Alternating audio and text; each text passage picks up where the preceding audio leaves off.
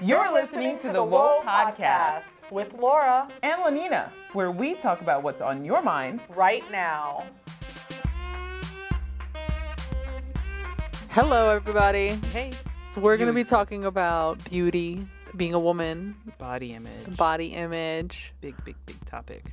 The Cannes Film Festival banned flat shoes. It was rhinestone shoes. They were really pretty shoes, and they turned away a bunch of 50-year-old people with foot problems, and they said, you gotta go. You can't be here because you don't have high heels on.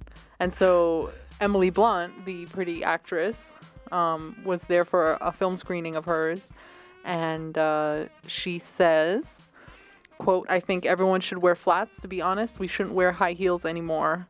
That's just my point of view. I prefer to wear Converse sneakers," end quote. And then the Cannes Film Festival director, Terry Fremeau, he issued an apology. And he said, no, this was blown way out of proportion. We didn't say no flats. This rule was taken a little too far. They were backpedaling. Yes. But what do you think about what she says? Okay, so I'm at the point where I'm tired of my feet hurting all the time. Mm-hmm. And I'm that girl to wear like the 5-inch stilettos.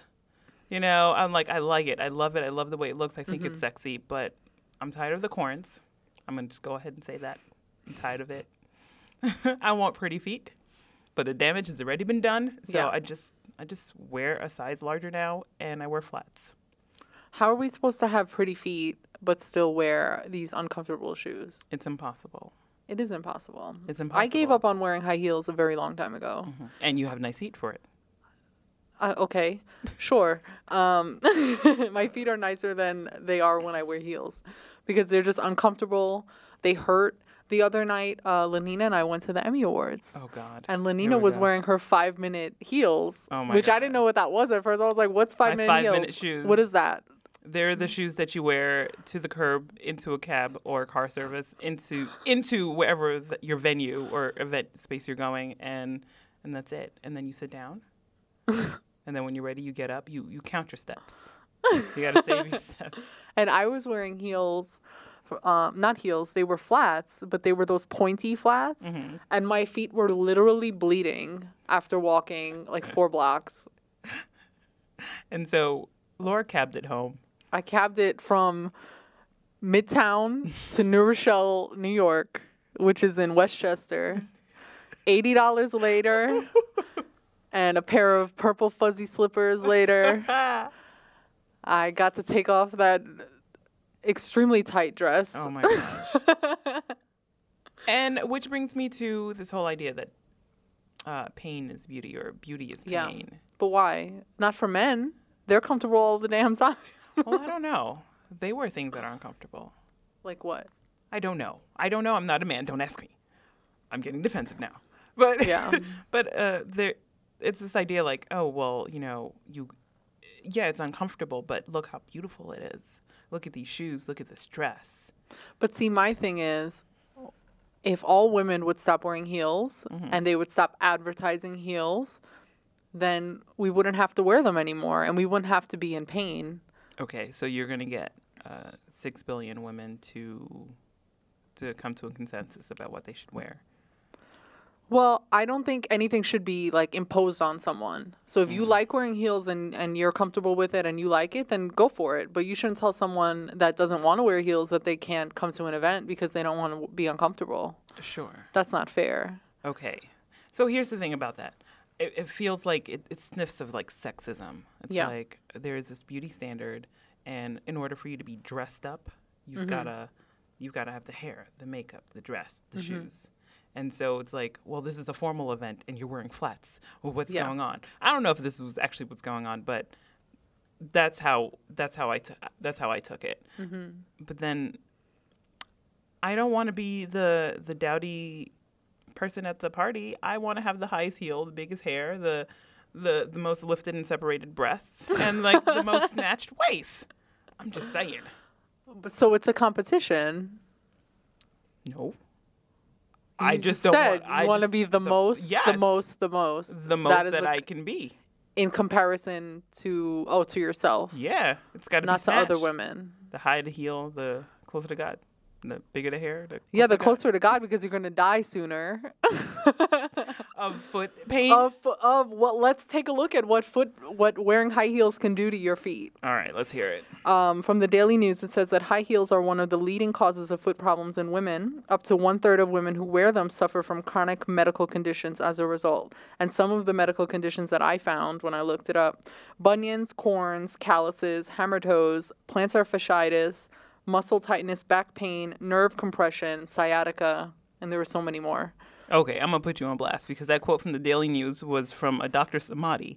And Dr. Samadi is the chairman of urology. He's a urologist opining on feet and women's feet. He can take several seats with that. Okay?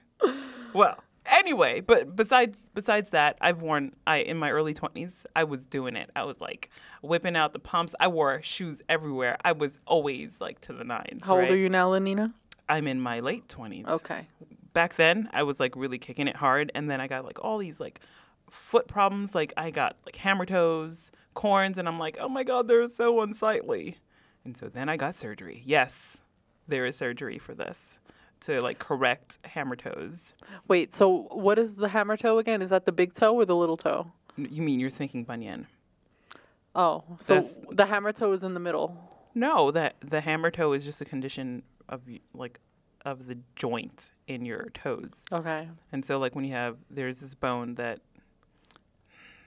which toe was it? The middle toe? That was my like second digit. Oh, okay. But it doesn't pertain to which digit it is. Oh, it could be on any anyone. toe can be hammered. And was it caused by high heels? Hell yeah, it was. Oh, it was. Yeah. It certainly exacerbated it. So I went in and had my toes shortened. Wow. Sips water. And so now you're wearing more comfortable shoes, or because I did see you wearing heels for quite a while. Yeah. So I limit my high heel consumption, and I wear flats most of the times. Probably because I have a uniform. I just wear the same things over and over and over again. Yeah. Yeah. But when you go to an event, and I see you wearing heels a lot, they look great. I mean, obviously, heels are beautiful. I don't know why we've come to believe that heels are beautiful, but I don't know. They're pretty. They are. And they don't really make... They elongate the legs. They do. There are also clothes you can wear to elongate the legs. What clothes is that? There's tricks for like layering your shirt or wearing a shorter skirt, maybe. I don't know. I'm saying a shorter skirt and look like a hoochie. I'm not gonna comment on that. Why not? Go ahead. What I say? Nothing. I'm just saying. But 42% of women say that they'd wear a shoe that they liked even if it gave them discomfort. And then 73% of women admitted already having a shoe-related foot issue. So you're not alone.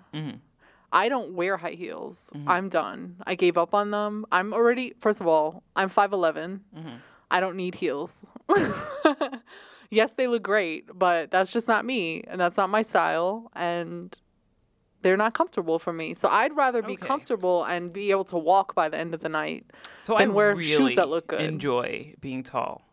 But to bring it back to the story you were telling earlier about the 5-minute shoes in taxis. Yeah. So after the New York Emmys, I could not walk in those shoes. We were limping. It was bad. You were limping. I was literally dragging myself down 7th Avenue. And they were like we're coming from the Marriott in Times Square. And we were surrounded by all these tourists. And then like I saw this one guy look at me and he just gazed at me, looked down at my feet and just shook his head like dumbass. I don't know what he was saying, but he was like, "What is wrong with you, girl? Yeah. Get out of the way." A tourist told me to get out the way. Yeah. That's how slow I was moving. Well, honestly, when I take the train in the morning, when I'm trying to get to work, or especially when I'm trying to get home, because that's my biggest rush, is to go home. Not really in a rush to get to work. Everyone knows that. But so when I'm on my way home and I see, a lot of either people on their cell phone looking down and they're not paying attention, or people reading a book as they walk on the staircase. That's another pet peeve of mine. But a big pet peeve of mine is these women wearing uncomfortable shoes, walking through the subway and slowing me down. Now, why is it a pet peeve of yours? Because they're women, it's their feet, in their shoes. But they're in front of me going slow. So you have your flats on, dodge around them. I got to make extra steps. I'm taking this personal because that was me. It is you.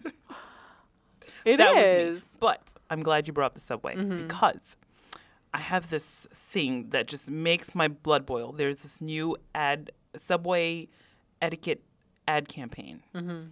And there's the little stick figure people. Stick figures, little cartoons that say, don't do this. Don't swing on the pole. Yeah. Don't do this. Don't hog the pole. And they're clever. Manspreading. Don't do that. You know, things like that. But there's this one particular one that gets my blood boiling. Like, you see I'm gritting my teeth right now. Like, I cannot believe it.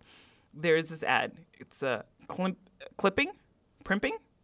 Everybody wants to look their best, but it's a subway car, not a restroom.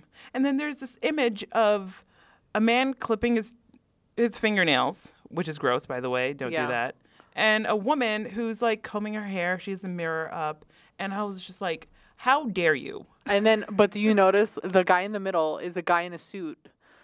And then the other people are just like a woman and a regular guy. Good. We'll get to that. Yeah. But it was like the woman okay, let me preface it by saying there's this pressure for women to always look on point, to have the best makeup, the best hair. And in order to do that, you've got to wake up early. Yeah.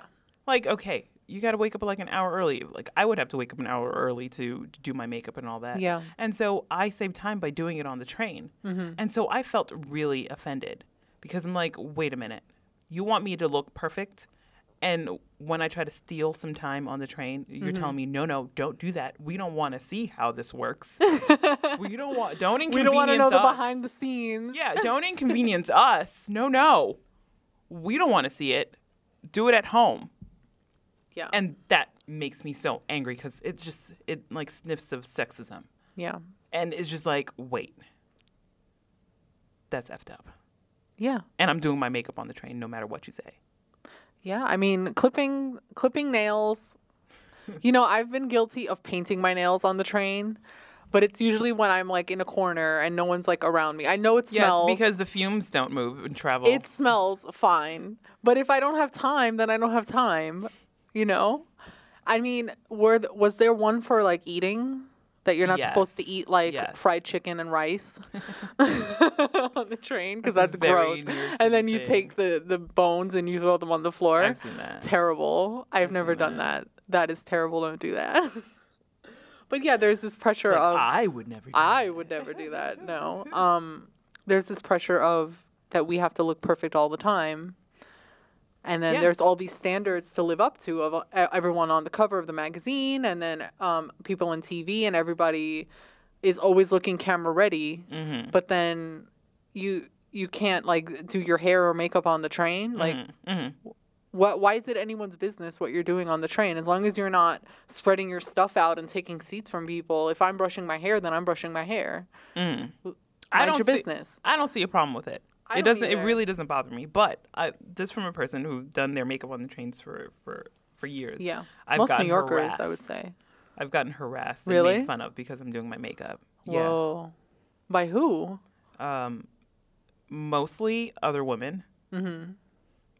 Really? Yeah, mostly other women. But there have been occasions where like a man will make a comment, but not to me, but to their friend.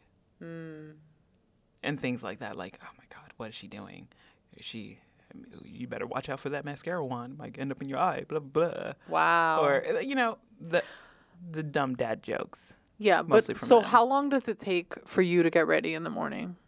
Like on a normal day when you're going to work? About an hour. About an hour. That's hair, makeup, or what is your normal? That's wardrobe. And no hair, makeup. Okay. Shower. Brush my teeth, clothes, hair. No makeup. And no makeup, no. Okay. I probably take a little less than that, but if I had to do my makeup every morning, it would take me an extra half hour. Okay. So I either choose hair or makeup for the day. I'll wake up and see, oh, how's my hair today? If my hair looks okay, then I'll just keep it moving. But like, if I have to do my hair, there's no way I'm going to get my makeup done too. And there's no way I'm going to be one of those people with 5 bags because I have a back problem. I can't carry all these things. I'm not going to be carrying all of my makeup with me back and forth. But here's the thing. What could we do? You say you choose one because it's like you don't, like, who's got time for all that? Mm-hmm. But what do men have to choose? They just put their clothes on and go. It's kind of like, well, that's they do. They have to comb their hair and put whatever product in it, I'm sure. Wash their face, normal things that we do. It takes them considerable less amount of time to put themselves together, right? Okay. So in that time that women are spending like an hour a day blow drying, eyelashes and all that, we could be working. Starting our own business. We can be working. We can be, learning a new language. We can be doing so much. Yeah. But in that hour of time, it's kind of like you're missing out on so much just because you're preparing your representative for the day. Yeah. And by representative, I mean your face, your outside appearance. But you said before, when we were talking about the heels and stuff, you said I wouldn't want to be one of those dowdy women. Mm-hmm. And I see what you mean. If you wear flats, you might look like more casual. Mm-hmm. And so if you go to work and maybe you don't have makeup on for the day, I could see how someone would be. I've had a coworker tell me, a man, "Oh, you look sick. Are you sick?" And I'm like, "No, thanks." Like, if you don't wear makeup, there's something wrong. But to me, it's just like an unwanted pressure. I mean, all you gotta do is splash some cold water in your face and pinch your cheeks. Boom. Done. We don't all got it that easy, Lenina. But how long would it take you to get ready for a red carpet event? Wow. A long time. A long time. Yeah. Because some of the men I saw at the Emmys this year, they were like, "Oh, I wore this suit last year. I have it in my closet. What? I just threw it on. I just ironed it and threw it on." No. Yes. Okay. So the night before the Emmys, I had to run out and find a dress. You did after me telling you, buy a dress, and you said, "Oh, I got plenty of dresses." All right, so it wasn't the night before; it was like the 2 nights before, because I'm like, oh, maybe I should just go look. I've got plenty of dresses, but I wanted something new, and that was it. So this is now turning into a financial burden that we have as well. Because I'm telling you the truth, I went and got my hair done. Mm-hmm. I got my hair done. I put extensions in. I spent 2 hours doing my makeup. Mm. It took me a long time to squeeze into my dress. And I was doing an ab challenge the whole month before so that I would look okay in my dress. But you did. You looked very beautiful. Thank you. Very beautiful. Thank you. But it ain't worth it. It was. Look at the pictures. You're Instagram famous now. All right.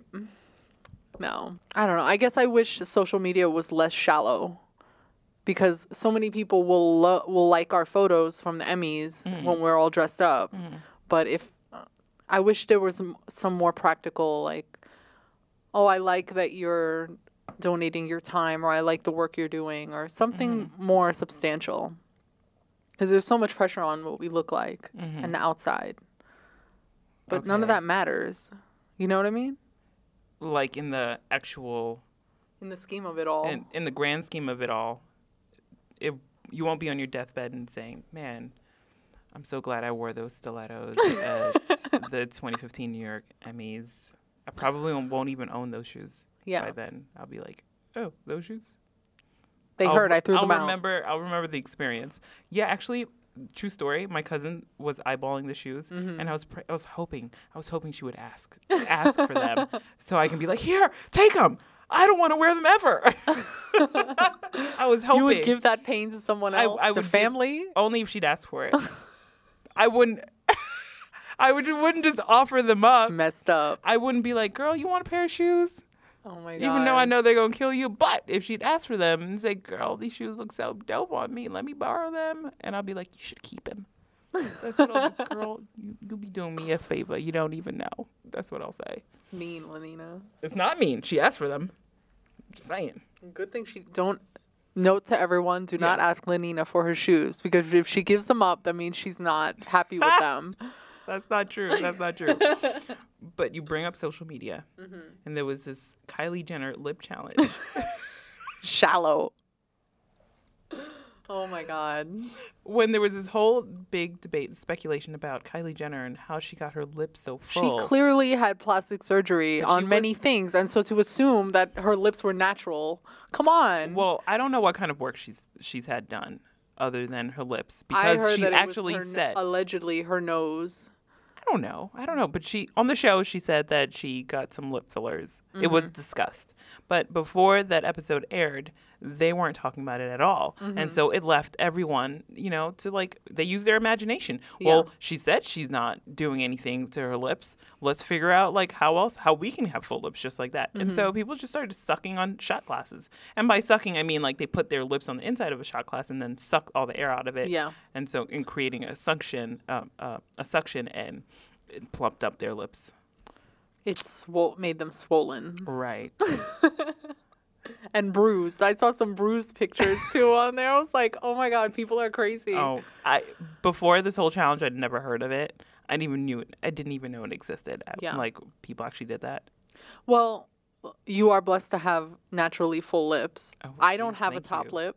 And so I've never tried that challenge, but I constantly am buying lipstick that says plumping or whatever. And then I found out that the ingredient in that is some kind of thing that irritates your skin, and that's why it plumps. So it's like, really, that's what we're doing now? We're like poisoning our skin so that we could look a certain way? I don't know. But would you try the challenge? No. Could you try it so I can get a good laugh? No. I have a shot glass right here in my back pocket. Look, the power of makeup, I can just draw a top lip. Well, Kylie was saying the same thing. She's like, I just draw my makeup on different. Yeah. Meanwhile, she was getting fillers. Honestly, I watch a lot of RuPaul's Drag Race, and my favorite part is when they're putting their makeup on, because because obviously they're men, and so it's a lot more work to get a man to look like a woman. So it's art. And they're like drawing all these shadows and doing all these things, and I'm just like, I'm watching. I have like a notepad. I'm writing down like. So you learn how to contour by watching drag queens. By watching drag queens. Yes. That's awesome. And then yes. I love doing makeup now that I know how to do it. Because you learned from I drag used to hate it. Now I'm like, oh, this is great. But the thing is, you're such a girly girl. You love to Am shop. I? Yeah, you love shopping. You love doing like your makeup and I hair. feel like I'm a tomboy. You're not a tomboy. Okay. Tomboys don't do their hair and makeup like you do. I like doing makeup. I don't like doing my own hair. But you do it. But the thing is, it's done right now. I did it yesterday, and this is lasting. I have a method for doing my hair so that it lasts for like 3 or 4 days. Yeah, so a tomboy wouldn't have said that. Okay, fine. So maybe I'm like halfway in the center. But no, you're a girly girl. Yeah. Nah. Yeah. I don't like that. Why? I don't like it. You're a girl. You're a girl. You're a very feminine woman. You're very feminine. Okay. I'm just saying. Is there anything, if you could get plastic surgery? Yeah. What would you do? All right, true story. So I had a cyst on my back, right? And it was like this a lump right underneath like my skin on my back. Wow. And so I'm like, in my vanity, like I love backs. I love beautiful backs, perfectly contoured, cut up, sculpted backs. And so I'm like, but there's this lump right there. I want to get this removed. So I went down to my dermatologist, and she's like, okay, well, I can remove this for you. We're going to have to cut it out, and we'll sew up the skin underneath and then sew up the skin on top. And it was not cancerous or anything? No, it wasn't. Okay. It was purely vanity. And so I get the procedure done. I was in pain for like 2 weeks because it was healing. Only, like, I keloid, only for the bump to come back to fill in the space that was like, it was, yeah, Laura's laughing because the irony, right? Because I'm like, I want to get rid of this bump. And it came right back, and I have a scar on top of it. So, like, a scar where, like, the incision was made. And Wait, so things like this are cosmetic procedures. Insurance does not cover this. it was right? covered. It was covered. Yeah. You're lucky. It was covered, and I have a scar to show for it. Wow. And a bump. Big ass bump and a scar. It's hilarious. And so it's a reminder for me. It's kind of like whenever I see it, I just kind of laugh now. Because I'm like, I wanted to get rid of this thing so bad, and here it is. Was it like an invasive procedure? What did you? No. Oh, okay. No, I was awake. I was like benumbed around it, and she popped it right out. I should have taken a picture of what it looked like. Ooh. Well, you got it again, so you could just take a picture now. No, but it's not. It's a scar. It's scar tissue. It's scar tissue underneath. Well, I've been watching a lot of Botched lately. Yeah. That means that she didn't do a good job if the scar tissue became a bump. Who you telling? I should go on Botched. Doctor, I don't think you're a candidate. What? You're not exactly botched. I'll really like zhuzh it up and be like, oh, and the scar. It ruins everything. Ruins everything. But I'll still wear my You got to tell them that your life is affected. by something I can't see. What about you? What would you get done? I have wanted breast implants since I was in high school. I didn't know this about you. Yeah. I've wanted them for a long time, but I'm too chicken to ever do it because it's like a surgery and you have to recover from it for like a week or something, and they're cutting and there's scars. I'm not doing it. Oh. So like literally the other day I Googled how to make your breasts look bigger. And it was the funniest thing. It was like, stuff your bra, try this, do push-ups. I was like, come on. It didn't tell me anything that was good at all. In high school, the girls would take cans of canned goods and then like lift, and like what do you call it when you like fly? No, what is that movement called? Bicep curls. Bicep curls. Thank you. Yeah. Thank you for knowing that. Oh my goodness. I'm fit. Yes, you are, girl. Oh my goodness. And they would take hands and just like lift, and they were like, lift. I must increase my bust, or really? Yeah. That was like the thing. Or, oh my god. Or it was something. I must increase my bust, and I'm like, oh, does that fucking work? Oops. Probably not. Well, I wasn't that girl because bras are expensive, especially big bras. Really? Once you go like into over double D territory, it's like really expensive. But that's kind of like clothing as well, because if you're plus size, then your clothes cost more money. There are less stores to buy your clothes at, and there's less of a selection. Okay, because I get my bras online. Your bras, but you're not, you're a size 10 or something, right? Or an 8. I'm a size 18, and that is considered, I think 16 is like the cutoff for regular sizes in normal stores. So like if you go to Kmart or Old Navy or something, 16 is the normal sizes, 16 and down. And then if you're 18, you might find some 18s in the regular store, but it's usually in the plus size section. And then I remember being a teenager wanting to buy clothing, being plus size. I'd have to shop at the stores for business women, and it was like I could never find clothes that. So what did you wear? I found this store. It was like a loincloth and coconut shell bra. I don't know. My clothes just didn't. I've had just struggles with clothing, but I would find stores like Walmart. Walmart is great. I mean, it has bad business practices, obviously. It's bad PR. Bad PR, but... That's what it is, because they all have bad business practices, but keep going. Yeah, but they have plus size. They have an abundance of it in different styles. So, and then there was this store called AJ Wright, which is where I used to shop. Yeah. They used to have a lot of different things. It's a discount store, kind of like TJ Maxx. or Marshalls. I wouldn't be surprised if they bought AJ Probably. Wright. Who knows? Probably. But I'd have to shop at a store like that. But it's so limited. So if you go to like Marshalls or something now, there's all these, 14 and down pants. And then you get to, there's like maybe 20 pairs in each size. And then you get to 18 and it's like 2. And they're all like capris for some reason. Why are plus size pants always capris? Because the ankle never gains weight, right? It's always skinny. How is it flattering for someone who's overweight to have short pants on? I don't know. To make your legs look short. I don't care for capris on anyone, actually. Thank you. Right. Hello. And so the moral of the story is? I don't know. The moral of the story is, and I wrote a blog about this a while ago, that I wish that the fashion industry would make clothes for real people. Clothes, shoes. Everybody's different sizes and different shapes and sizes, and there should be clothing for everyone. Okay. And role models for everyone. And we don't have to look like Kylie Jenner. We don't have to have plumped lips and big fake boobs. We can just be happy with who we are. If we would be happy with who we are, there'd be a lot less trouble in the world. Okay. But we're not there yet. We're in not the there meanwhile, yet. You go ahead, keep fantasizing about your big boobs. And I'll fantasize No, I'm not. about I don't fantasize about them anymore. About having a perfect scarless back.